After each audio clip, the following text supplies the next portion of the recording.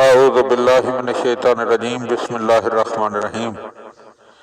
جزیرہ خضرہ کے زیر عنوان زمانہ غیبت کبریٰ میں ذہن میں آنے والے سوالات اور ان کے جوابات۔ سوال: اس بات کا کیا ثبوت ہے کہ عالمی حکومت کے قیام کا خاکہ اور منصوبہ بنانے والا انبیاء علیہم السلام کے وسیلے سے خداوند تعالی ہے؟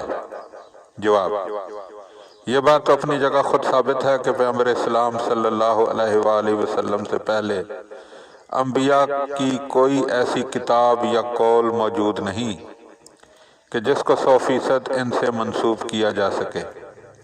چنانچہ سب سے پہلے دین مقدس اسلام کی دستاویز یا تحریر یا کم از کم قرآن شریف کو، جو بلا شبہ اور 100% خاتم الانبیاء صلی اللہ علیہ وآلہ وسلم کی زبان مبارک سے ہم تک پہنچا ہے، ہم پیش کریں گے۔ اس کے بعد دوسرے مذاہب نے اپنی کتابوں میں جو ان کے نام سے آج باقی ہیں، اس سلسلے میں جو کہا ہے ہم اس کی نشاندہی کریں گے۔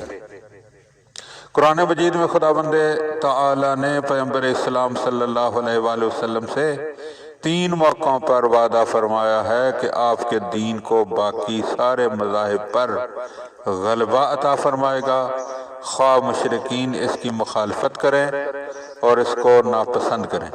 اس کے معنی وہی واحد عالمی حکومت ہے کہ جس کا وعدہ خداوند تعالی نے پیغمبر اسلام صلی اللہ علیہ وآلہ وسلم سے فرمایا ہے، کیونکہ جب پوری دنیا ایک دین اور ایک آئین کو قبول کر لے گی تو پھر اختلافات اور آپس کی چپکلش بھی ختم ہو جائیں گی، اور قرآن ہی قانون اساسی کے طور پر اور رہبر اسلام ہی اقتدار اور اختیار کا سرچشمہ اور ساری دنیا کی قوت و طاقت کے سالار تسلیم کیے جائیں گے۔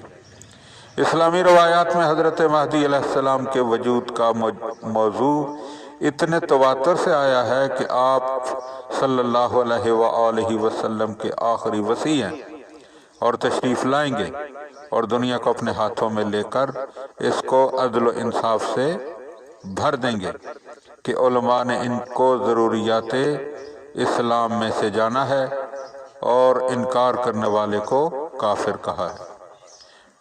دنیا کے دوسرے مذاہب میں بھی اس کے باوجود کہ ان کتابوں میں تحریف ہو چکی ہے، واحد عالمی حکومت کی آرزو اور اس کا خاکہ ملتا ہے۔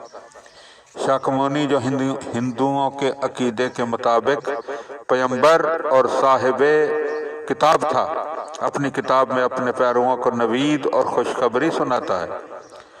بادشاہی اور دنیا کی حکومت سید خلائق دو جہان کے فرزند کشن پر مکمل ہوگی۔ وہ ایسے ہوں گے جو مشرق اور مغرب کے پہاڑوں پر حکومت چلائیں گے اور فرمان صادر کریں گے۔ وہ بادلوں پر سوار ہوں گے، فرشتے ان کے کارکن ہوں گے، جن و انس ان کی خدمت میں ہوں گے۔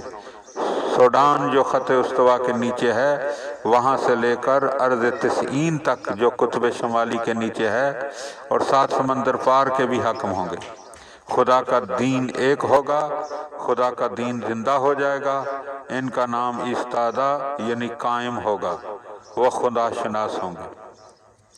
جامسب جو گشتاسب بن سہراب کا بھائی تھا، وہ حبوط آدم کے 4996 سال بعد زندگی بسر کرتا تھا۔ وہ زرتشت کا شاگرد ہے، پیغمبروں پر عقیدہ رکھتا تھا۔ اپنی کتاب جامسب نامہ میں کہتا ہے کہ فرزندان ہاشم میں سے ایک شخص عرب سرزمین سے باہر آئے گا، بڑے سر والا، بڑے تن والا اور بڑے ساک والا۔ وہ اپنے جد کے دین پر ہوگا۔ وہ بڑی فوج کے ساتھ ایران آئے گا اور یہاں رہے گا، زمین کو انصاف سے بھر دے گا۔